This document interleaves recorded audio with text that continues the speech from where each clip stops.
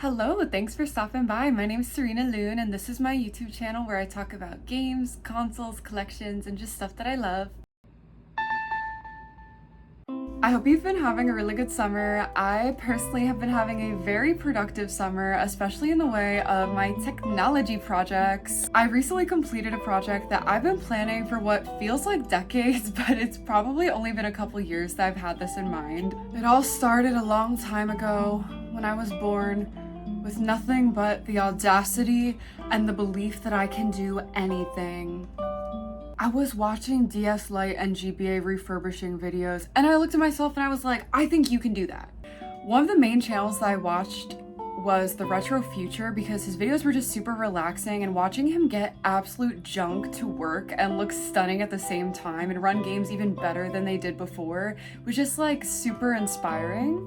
Fast forward to this year when I was revisiting one of my favorite Game Boy games, Pokemon Mystery Dungeon, Red Rescue Team. If you know, you know. I know, if you watch this channel, you know that I've said before, I don't like Pokemon games. I like this Pokemon game. I love the Mystery Dungeon games because you get to be a Pokemon yourself. That's the best part. Anyways, I popped that GBA cartridge into my DS Lite, turned it on, was expecting to be transported to a different time, and like I sort of was, but also I kind of realized I miss playing Game Boy games on a Game Boy. It's as simple as that. I just love playing things on their original hardware. The Game Boy that I had when I was a kid was a red GBA SP, so it opened like a clamshell, and it was beautiful. I remember playing on it. It had the good screen. I loved it. But I sold that for like maybe $40 to buy DS games when I was 14 or something, so that is long gone. I don't have a Game Boy. Well, I didn't have a Game Boy until I became very inspired to get an OG Game Boy Advance and give it a new screen, give it a new shell, and a USB-C battery mod. So you guys know, one of the reasons why I started this is because I really want to be able to one day repair and properly take care of and refurbish all of the things that I own. Like all my electronics, not just a Game Boy. So I felt like a Game Boy was a really good first try at something like this because it's kind of like you start with the simpler electronics and you work your way up to something more difficult. By the time I made this decision, I had spent so many hours of my life watching other people take apart, clean, and tinker with electronics that I really felt deep down that I can do it myself. And honestly, this video is a sign that you can do it too if you've been thinking about opening up your electronics and taking a look inside because you want to do things to it. Huh? Okay, that sounds kind of weird. Either way, you can do it. So anyways, I did it, and let's get into the story of how this happened. Disclaimer, this is not a tutorial by any means. I'm not an expert, I'm not good at this. I am literally the novicest novice that you've ever met in your life. If anything, this is kind of a guide what not to do, but maybe it will help inspire you to feel like if you are also a little dumb and bad at following instructions, you too can do something like this. Also, any of the other channels that I might mention in this video would have much better resources to teaching you how to do this, or at least put you on a better track.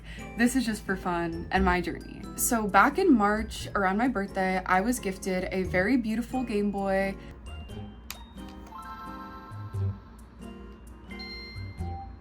And it came in an awesome case with a pocket to hold it, as well as some games inside. It came with like 4 games, and also it had the booklets included as well, which you know I love. So yeah, shout out my boyfriend for always supporting my dreams, because he bought me a Game Boy just so I could set out on a path to destroy it. Okay, so I didn't destroy it, obviously. I just recreated it in a very planned and strategic way. I had spent a lot of time watching content pertaining to this topic, but the real research had to begin because I needed to pick a screen. I knew that there was a really active modding community for Game Boys, so there would be a lot of options for me to choose from because there's just so many different kits and parts and bits and bobs that you can get to add and improve the Game Boys that you have. I found myself a tutorial that I felt was kind of manageable to follow, and then I also found myself a modding kit. So I went with a mod that would replace the screen, the shell, and add a USB-C battery pack so that it could be rechargeable with a USB cord. The tutorial I ended up using was this one by Jake Simmons. Shout out, thank you so much for the help doing this, even though I just watched your video.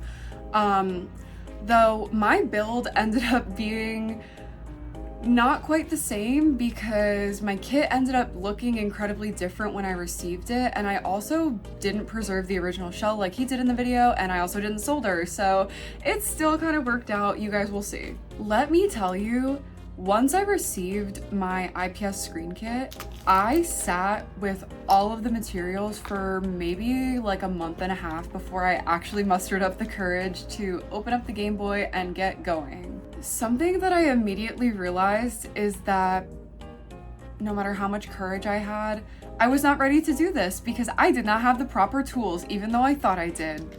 The screwdriver that came with my IPS kit was not strong enough to take the screws out of my Game Boy. So 3 to 5 business days later, I had finally had the proper tools, the proper amount of courage, and just enough time after my very long work day to open up the Game Boy, look inside, and see how I could finally start my first physical mod project. I definitely struggled a lot with this build. I had a lot of difficulty trying to figure out how to connect the ribbon cable because what I had to work with was vastly different than the tutorial I was following, and I couldn't find a tutorial that looked exactly like the kit I was working with. They all had this like mini extra board that connected the screen to the motherboard, and I guess the kit that I got was kind of like a covered up and streamlined version. At a certain point, I spent so much time looking for a specific tutorial to do it. I was just operating solely on vibes because there was just nothing exactly like what I had in my hands. But you know what? I did it. I set the motherboard back into place, and even though I could not get the left bumper in for the life of me, I closed the case. I struggled to get the shell back on, and that should have been a major red flag, honestly, but I was frustrated and I didn't have a lot of direction, and I was also really tired, so I was using a little bit of force at that point to shove the back shell on, which sort of makes sense if you're trying to get the USB-C battery pack in place because it does take a little bit of force to shove that in, but something was majorly wrong here. The shell wouldn't line up no matter what I did, but I decided to try and turn it on anyway. And that was probably really dumb because let's take a look at the moment of truth.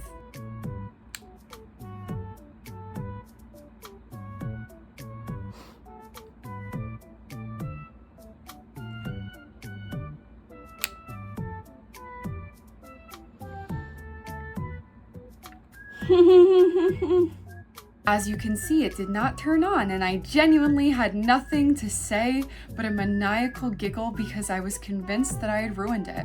I was 100% convinced that I had broken the Game Boy and everything that I was holding in my hands. The camera got turned off at this point because I was in a like crashing out flow state and I needed to be alone with my thoughts and horrifying energy while I reopened the shell to see how I could change and fix this monumental fuck up. So the first issue was that the ribbon cable was not far enough in on the new screen end, and I'm sure there had to be something else that was wrong as well, but whatever it was, I took my time and resolved it. And now here's the real moment of truth.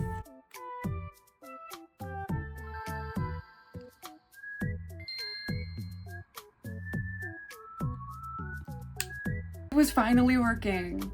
But even though it was working, I was not out of the woods yet. Let's take a closer look at this GBA. Do you notice anything missing? The little piece of plastic for the power light wasn't in. It's a tiny little thing, but if you don't catch it, it will annoy you to no end. So, of course, I opened up the Game Boy one last time, not without trouble. I'm telling you, it is hard to get things properly seated in there. I don't know if it just comes with more practice, but it is difficult to get that case to close properly. And alas, this is what we are left with, a very beautiful Game Boy Advance that I can charge with a USB-C cable, and it has a beautiful screen to look at. I'll rattle off some of my pro tips.